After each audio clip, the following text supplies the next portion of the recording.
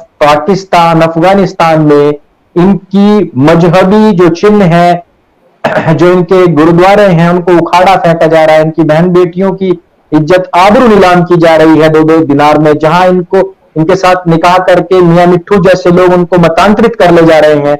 यहां भारतवर्ष में भी कश्मीर से लेकर के कन्याकुमारी तक सिख बहन बेटियों का मतांतरण हो रहा है, लव जिहाद हो रहा है, अन्यथा उनको मारा भी जा रहा है। ये लोग केवल अपने एक छोटे से हित के लिए पाकिस्तान के फेंके हुए चंद टुकड़ों के ऊपर, जो इनका आजकल नृत्य चल रहा है, जो नाच चल रहा है खालिस्तान को लेकर के, अपने ही देश को तोड़ने के लिए लगे हुए हैं।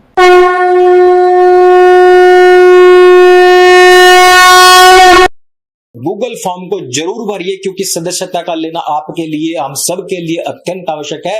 क्योंकि भारत बचाओ अभियान ही नहीं, ये अस्तित्व बचाओ अभियान है, ये गीता के प्रशिक्षण का अभियान है, ये हम आप सब लोगों के प्रशिक्षण का ही समय है। जो राक्षस शाहीन बाग में बैठे हैं, और हैरानी तब होती है देख के कि वहां पर कुछ खालिस्तानी आके बैठे और बड़ी गर्व से वो उनको वहां नमाज पढ़वा रहे हैं। और इस तरह का दोगलापन जब चल रहा होगा तो उस समाज का क्या क्या हश्र होगा, क्या भविष्य है। अंकुर जी, आपने तो देखा है वहां पर। जी, आप ये देखिए ना कि अफगानिस्तान और पाकिस्तान, कल परसों की बात है, निशान साहिब उखाड़ दिया गया। यहां जब लाल किले के ऊपर निशान साहिब लगाया गया तो सारे कितने गर्व से कह रहे थे कि ये तो निशान साहिब है। प्रधानमंत्री तलक को कितनी गालियां नहीं दी गई, बॉर्डर से कितनी नफरत नहीं उगली गई। लाल किले के ऊपर आपने तिरंगा फेंक दिया और निशान साहिब चढ़ा दिया और गर्व की बात है। लेकिन आपके पाकिस्तान और अफगानिस्तान में उन्हीं मियां भाइयों ने, जिनको यहां आप बिरयानी खिला रहे हो, यहां पर भी जम्मू के अंदर जो आपकी 18 साल की बच्ची को उठा करके ले जा रहे हैं, पंजाब के अंदर, दिल्ली के अंदर जिन बच्चों के साथ में लव जिहाद कर रहे हैं, जिन बच्चों को वो मार करके सूटकेस में भर करके नदियों में फेंक रहे हैं, जिनको वो जिंदे जिंदे जला दे रहे हैं, उन्हीं लोगों ने पाकिस्तान और अफगानिस्तान में हिंदू ही नहीं बल्कि सिखों के धार्मिक मजहबी चिन्हों का न केवल अपमान किया है, उनको तोड़ा है, ध्वस्त किया है, उड़ा दिया, बम लगा लगा के उनको उड़ाया है। उनकी बहन बेटियों को घर से उठा लिया गया है। पिछले दिनों आपने देखा किस तरीके से यहां की मिनिस्ट्री तक उन्होंने गुहार लगाई थी कि हमारी बेटी को उठा लिया गया है।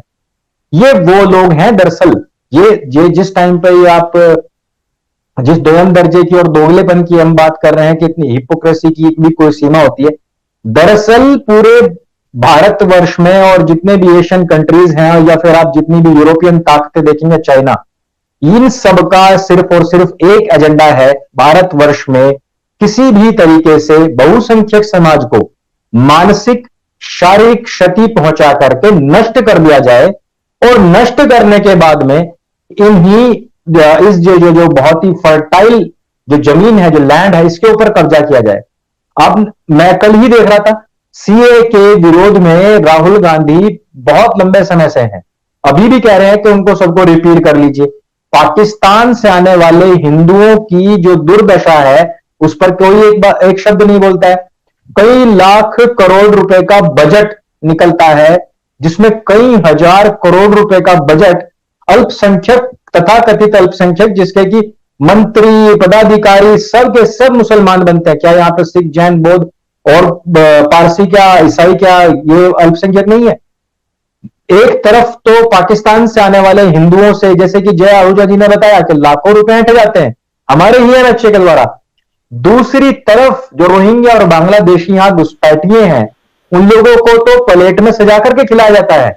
उत्तर प्रदेश की सिंचाई विभाग की जमीन के ऊपर मस्जिद बना करके दी जाती है, पक्के घर बनाने का निर्माण योजना वहां पे चलती है। दिल्ली की केजरीवाल सरकार, अमानतुल्लाह खान उसमें 10-10 हजार रुपए राशन दे के आता है। आप ये देखिए कि उन लोगों के लिए पूरी सरकारों के खजाने खुल रहे हैं।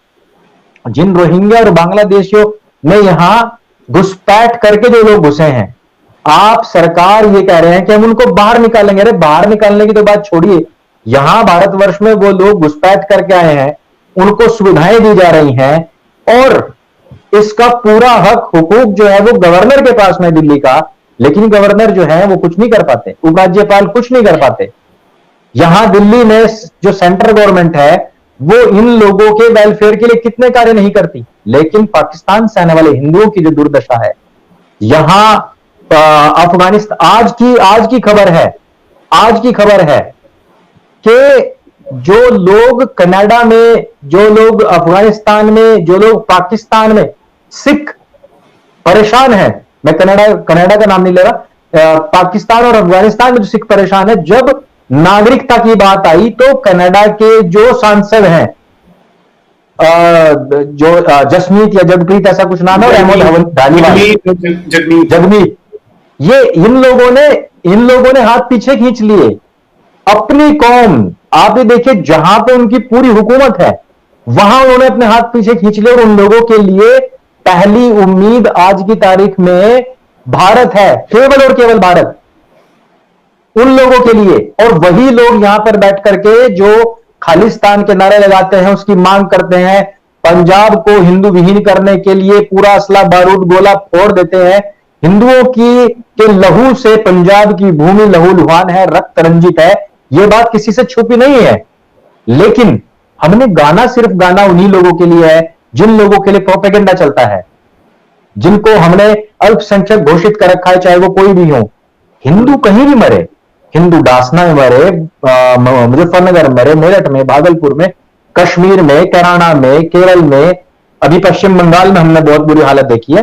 आप देखिए किसी ने भी कोई एक भी बात उठाई क्या? एनएचए ने ही कुछ उठाया क्या? लेकिन एक तरफ सरकार ये कह रही है कि हमने अपनी जीडीपी को संभाले हुआ है, हमने जीएसटी से इतने लाख करोड़ अर्जित कर लिए हैं, लेकिन मेरे भाई चंद लोगों से कुछ 1000 रुपए के चक्कर में आप और उनकी कमर तोड़ रहे हैं। दूसरी तरफ अदनान सामी को 7 साल यहां पे होते हैं और तुरंत उसको नागरिकता पढ़ा जाती है। पंजाब के साथ में अभी तक तो अमन की आशा की पीपनियां बजती रही।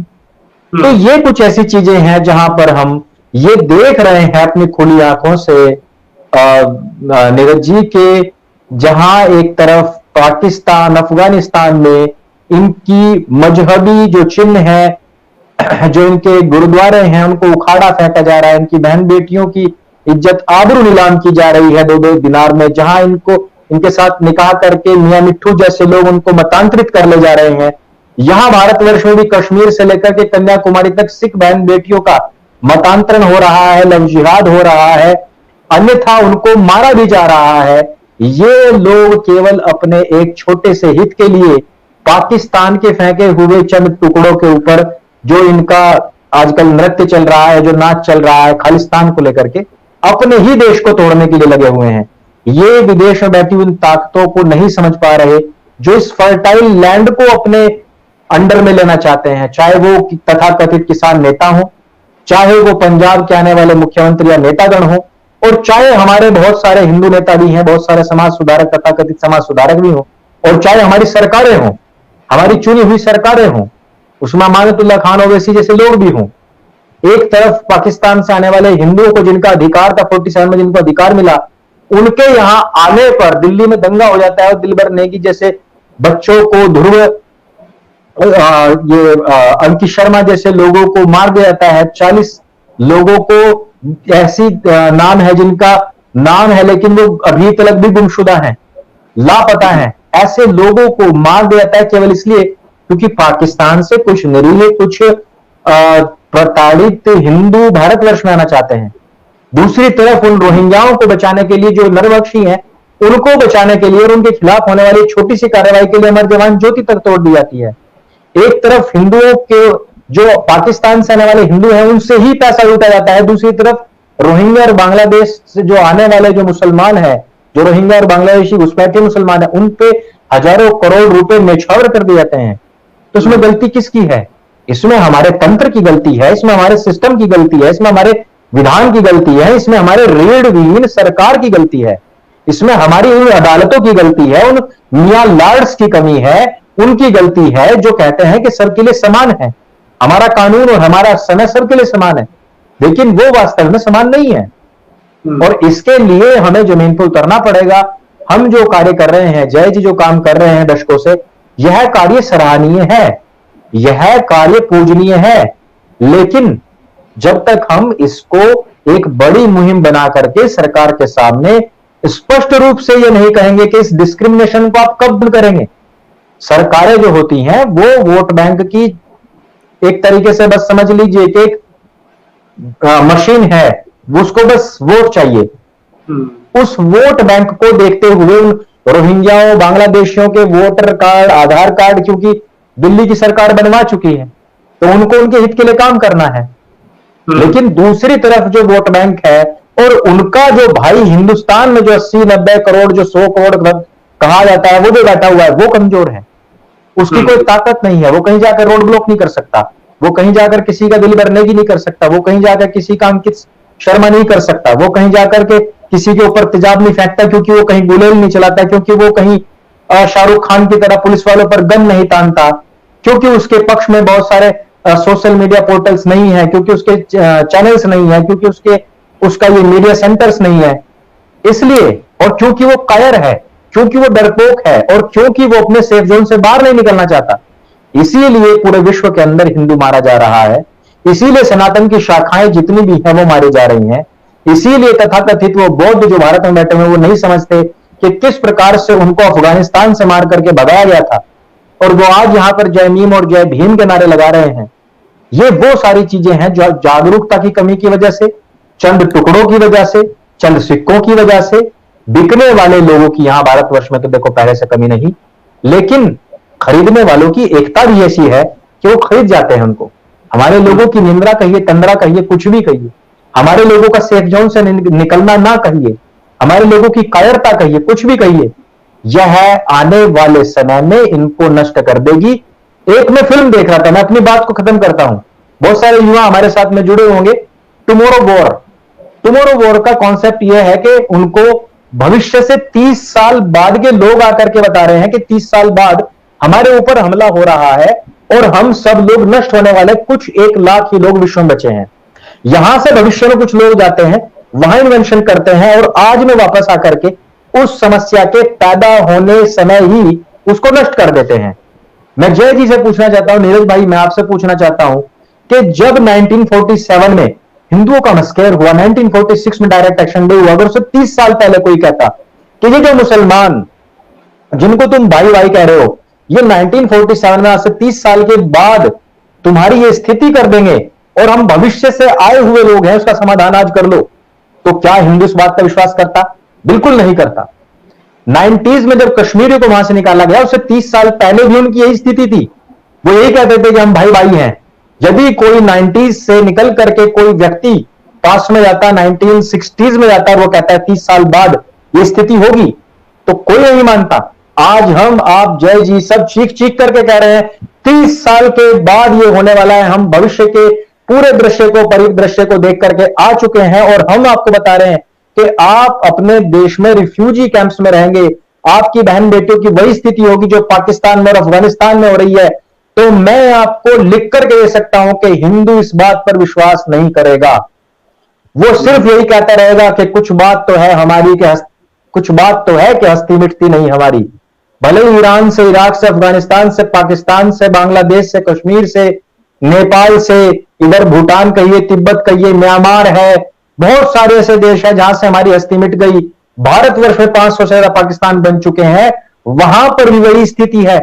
हम पाकिस्तान की बात कर रहे हैं, भारतवर्ष में ऐसी स्थितियां हैं नीरज जी और आहूजा जी कि यहां पर भी हमारे जो धार्मिक स्थल है, डासना में देख लीजिए आप, यहां हमारी बहन बेटियां हैं। और हम बात कर रहे थे, मैं कह रहा हूं कि नाम, काम और धाम तीनों चीज हमारे लुट चुके हैं। नाम, हमारे जो नाम हमारी बहन बेटियों का मतांतरण करवा के उनका नाम ही तो चेंज होता है। हमारे धाम, हमारे मंदिर, हमारे पूज्य स्थल, हमारे गुरुकुलों की जमीन सबको हड़प ली गई है। और हमारे काम, चाहे वो आप कोई भी काम देख लीजिए, जितने हमारे पुश्तैनी काम हुआ करते थे सब हड़प लिए गए हैं। तो हमारा नाम, काम, धाम सब कुछ जा चुका है, सब कुछ लूट चुका है। यदि यहां पर जय जी बता रहे हैं, नीरज जी बता रहे हैं भाई 30 साल बाद का परिदृश्य ये है, तो आज हमारे हिंदुओं को ये बात समझनी चाहिए और समझनी ही पड़ेगी। अन्यथा स्थिति वही होगी जो आज आहूजा जी ने जो कहानी बताई है कि आंखों के सामने देखिए, छोटे से कोई आपके घर में बच्चा होगा और वो कहीं गिर जाए, फर्श पे लगता है उसका सिर फूट जाए, आपके आंसू निकल आते हैं। आपकी आंखों के सामने आपकी 11 साल की बच्ची को और ग्रुप्स में मलेच्छ और उसके शरीर के साथ में खेल रहे हो, आप उसकी चीख सुन रहे हो, उसको देख ना पा रहे हो, आपके दिल पे क्या गुजरेगी, इस बात को आज से सोचना शुरू कीजिए।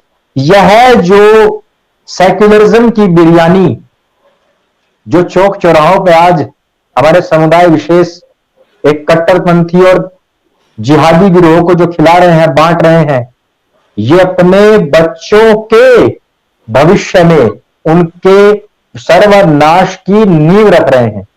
ये उनकी तेरामी की दावत अभी से ही उन मलेच्छों को खिला रहे हैं, मैं ये कहना चाहता हूं। इस वजह से इन लोगों को समझने की आवश्यकता है, इस संदेश को जन जन तक पहुंचाने की आवश्यकता है, भविष्य को देखने की आवश्यकता है, अपनी नस्लों और अपनी फसलों को बचाने हेतु अभी से ही क्रियाशील होने की आवश्यकता है।